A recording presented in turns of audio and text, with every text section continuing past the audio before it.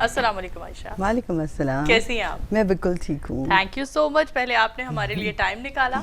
Secondly पूछूंगी, life में makeup का बहुत ज़्यादा शौक है और इस वजह से बहुत ज़्यादा फेम मिल रहा है, कहाँ से डेवलप हुआ ये शौक? आई थिंक बाय बर्थ था और बचपन से ही बहुत ज़्यादा शौक था मेकअप करने का। बट फिर दरमियान में आपको पता है लाइफ के अंदर इतनी सारी चीज़ें आ जाती हैं कि फिर आपको अपने शौक पूरे करने का वक्त नहीं मिलता और फिर एक टाइम पे आके आप सोचते हैं कि नहीं, now this is a time कि अब आप अपने ख्वाब के बारे में भी सोचें। इंस्पायरेशन कौन है लाइफ में? लाइक मेकअप का इतना शौक है, इस फील्ड में कोई ना कोई तो होगा जिसने फर्स्ट टाइम इंस्पायर किया होगा। So this is a bit tricky question but basically मेरी एक इंस्पिरेशन थी निकी ट्यूटोरियल। शी और he is a very good makeup artist. But last year मुझे पता चला कि उन्होंने अपना जेंडर चेंज करवाया था और इस तरह से करके, उससे पहले बिल्कुल नहीं पता था। तो फिर उसके बाद फिर मैं अब खुद ही अपनी इंस्पिरेशन हूँ। इतना अच्छा मेकअप करती हैं, अभी तक फिलहाल पाकिस्तान में हमें आपका कोई ऐसा प्लेटफॉर्म लाइक सैलून के हवाले से देखने को नहीं मिल रहा और इंटरेस्ट भी इतना ज़्यादा है, पैशन है, इस हद तक मोहब्बत है इस चीज़ से। तो क्या हमें फ्यूचर में नज़र आएगा कोई आयशा साईं के नाम से हमें कोई सैलून नज़र आए या कोई ऐसी चीज़? Very good question. बहुत सारे लोग ये सवाल पूछते हैं मुझसे। बेसिकली सैलून जब आप बनाते हैं तो आप अपने आप को बाउंड कर लेते हैं। फिर आपको फुल टाइम वहाँ पे रहना पड़ता है। तो मैं अपने आप को बाउंड नहीं कर सकती हूँ बिकॉज मेरा सिर्फ यही नहीं होता। फिर दूसरी बात कि I am a single mother, उस तरह से कि मेरे हस्बैंड बाहर होते हैं तो मुझे बच्चों को फुल टाइम देना होता है। तो मेरे घर पे ही स्टूडियो है बेसमेंट के अंदर जहाँ पे मैं अपनी ब्राइड्स करती हूँ, अपने पार्टी मेकअप्स करती हूँ। जिन लोगों ने मेरे से मेकअप करवाना होता है वो मेरे घर पे ही कराते हैं। अच्छा, तो फिर हमारे टीवी चैनल की वसातत से आप ये गाइड कर सकती हैं, लाइक आपका मेकअप देखकर मैं तो फिदा हो गई हूँ। तो जो लड़कियाँ मेकअप करवाना चाहती हैं वो आपसे कांटेक्ट कैसे कर सकती हैं? जी, वो मेरे इंस्टाग्राम पे चले जाएं आयशा साईं के नाम से, मेरे फेसबुक पे चले जाएं, मुझे इंस्टाग्राम पे मैसेज कर दें और मुझसे टाइम ले लें। सही। आयशा साईं, आपके नाम को अगर हम डिस्कस करें, Ayesha Sai, like what is Sai? Like Punjab में तो साईं का कॉन्सेप्ट और ये ना हो, Sai girls. So what is the logic behind Sai? That's okay. Sai जो है बेसिकली मैं एक राइटर हूँ। राइटर भी हूँ। तो उसमें जो मेरा तखल्लुस है वो साईं है। ठीक है, तो इस वजह से मैंने अपने नाम के साथ जो है ना वो आयशा साईं ही लगा दिया है। सही, ये लॉजिक हमें अब पता चली। अच्छा, आप क्योंकि एक राइटर हैं, राइटर पोइट्री लिखती हैं, कहा जाता है राइटर के दिल में एक दर्द होता है। और रिसेंटली हमने कासिम अली शाह साहब का, जो कि मोटिवेशनल स्पीकर हैं और आप भी एक मोटिवेशनल स्पीकर हैं, उनका इंटरव्यू किया तो उनसे एक बात रिवील हुई कि उन्होंने कहा मेरे दिमाग में एक क्वेश्चन मुझे बहुत ज़्यादा तंग करता था कि जो राइटर के अंदर दर्द होता है ये बाय बर्थ होता है या इसको दुनिया के दर्द लेकर ये जन्म लेता है? तो आपसे जानना चाहूंगी, क्योंकि आप एक राइटर हो, तो ये दर्द का क्या सीन है? राइटर और दर्द का एक गहरा सीन है ना? जी बिल्कुल, बहुत गहरा सीन है। और मैं ये कहना चाहती हूँ कि जो इश्क हकीकी के लिए लिखती है, जैसे मैं सिर्फ अल्लाह के लिए लिखती हूँ, तो फिर मेरा जो है वो तवक्कल पे और खुशी पे ज़्यादा यकीन है और मैं उसके इश्क में लिखती हूँ, अपने रब के इश्क में लिखती हूँ। तो मुझे लगता है कि जो लोग इश्क मिजाजी पे लिखते हैं वो थोड़े दुखी होते हैं और जो इश्क हकीकी पे लिखते हैं वो खुश होते हैं। सही। आयशा, इतना शाहाना लाइफस्टाइल है, घर के अंदर कौन सी ऐसी नेमत है जो माशाल्लाह नहीं है? हर चीज़ से नवाजा है आपको अल्लाह की ज़ात ने। हाल में ही आपके बहुत सारे वेब चैनल्स ने इंटरव्यूज़ किए, मज़ीद चैनल्स इंटरव्यूज़ कर रहे हैं, उनके कमेंट्स कभी पढ़ने का आपको मौका मिला? अच्छा, सबसे मज़े की बात ये है कि मैंने अपनी लाइफ के अंदर कुछ अर्सा पहले अपने आप से एक वादा किया था कि मैंने कमेंट्स पढ़ना ही नहीं है। ठीक है, तो मैं सीधी सी बात है कि मैं सिर्फ इंस्टाग्राम पे कमेंट्स पढ़ती हूँ। इंस्टाग्राम के अलावा मैं किसी जगह पे कमेंट्स पढ़ती ही नहीं हूँ, तो नहीं पढ़ती मैं कमेंट्स। लोग इस चीज़ को बहुत ज़्यादा क्रिटिसाइज़ करते हैं कि लाइक करोड़ों रुपए का मेकअप, फिर इतने महंगे अबाए, और ऐसे पाकिस्तान जैसे अंडर डेवलप्ड कंट्री में रहते हुए इतनी शाहाना ज़िंदगी, तो आप तो बहुत कुछ कर सकती हैं। और डेफिनेटली आपके अंदर हमने अल्लाह के साथ जो मोहब्बत है और ताल्लुक़ है, जैसा आपका मिजाज है, आप डेफिनेटली करती भी होंगी, लेकिन ये चीज़ें पर्दे में रहने देनी चाहिए। लेकिन लोग बहुत ज़्यादा इस चीज़ को क्रिटिसाइज़ करते हैं, लाइक 3-4 करोड़ का तो जी अगली सिर्फ मेकअप ही यूज़ करती है। इस पर क्या कहोगी? इस पर ये कहूँगी कि जब कोई गाड़ियों का शौक रखता है तो 12 करोड़ की 10 करोड़ की गाड़ी एक आती है, राइट? तो अगर आपके पास इतने का मेकअप है, या कोई ज्वेलरी का शौक रखता है जो आप बैंक के लॉकर में छुपा छुपा के रख रहे होते हैं, जिसको आपको इस्तेमाल करने का जिंदगी में मौका भी नहीं मिलता, तो वो भी तो करोड़ों का ही होता है ना। अब आप जाके सोने का रेट करें और देखें कि आपके पास कितनी ज्वेलरी होगी जो कि आप यूज भी नहीं करते, वो ज्यादातर वो बेचने के ही काम आती है कि जी मियाँ को बिजनेस शुरू कराना है तो बेच दें, अब वाइफ ने शुरू करना है तो बेच दें।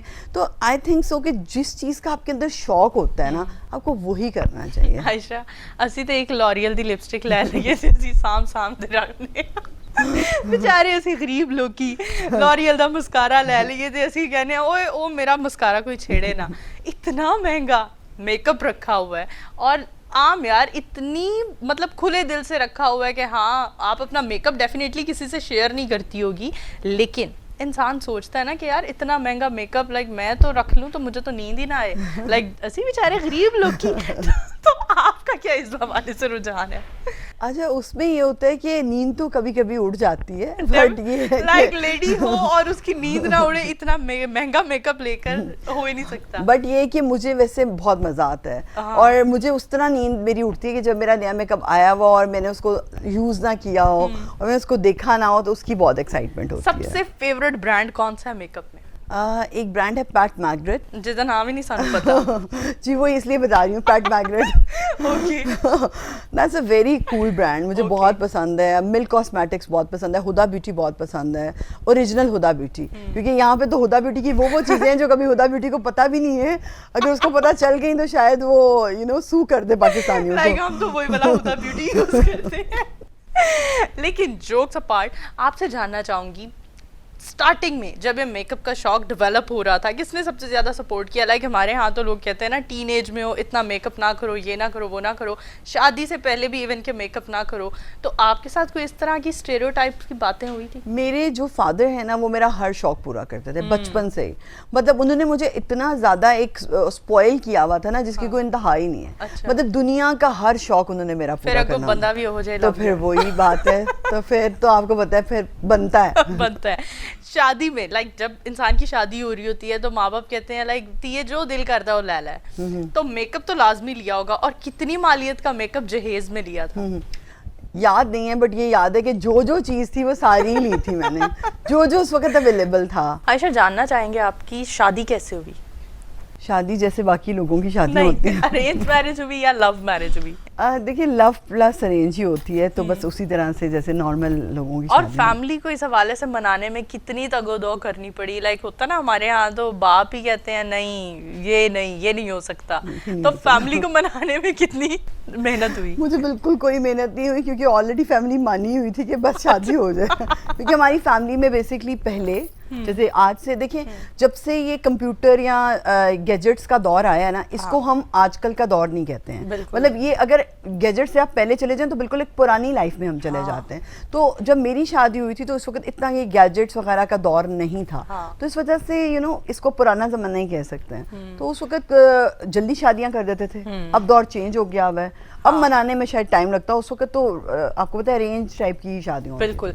आपकी शादी बहुत टीनेज में हुई, लाइक 16 इयर्स आपने बताया आपकी तब एज थी। क्या सोचती हो, माँ बाप को क्या एडवाइस करते हो, इतनी कम उम्र बच्ची की शादी कर देनी चाहिए या नहीं करनी चाहिए? मुझे लगता है कि इतनी कम उम्र बच्ची की शादी नहीं करनी चाहिए। और जब कभी कभी मैं सोचती हूँ कि बच्चे जब मेरे साथ ग्रो रहे हैं तो मुझे लगता है कि कर देनी चाहिए। मगर हाँ, उसमें फिर हिम्मत भी होनी चाहिए, उसमें फिर आगे बढ़ने का वो भी होना चाहिए। क्योंकि आप ये सोच लेंगे छोटी बच्ची की शादी करेंगे, जिम्मेदारियां उतनी ही हैं जो सारी जिंदगी उठानी है। बिल्कुल। आपसे जानना चाहूंगी घर में काम कितने करती हैं? घर के कुकिंग के हवाले से सब्जी वगैरह तो डेफिनेटली होते, असी नहीं बना देते, तुसी तो फिर यार बड़े लोग की हो। लेकिन जानना चाहूंगी इतना मेकअप करती हो, फैमिली में गैदरिंग्स में खाना शाना बनाना, ये सब किसकी जिम्मेदारी है? कुक की जिम्मेदारी है।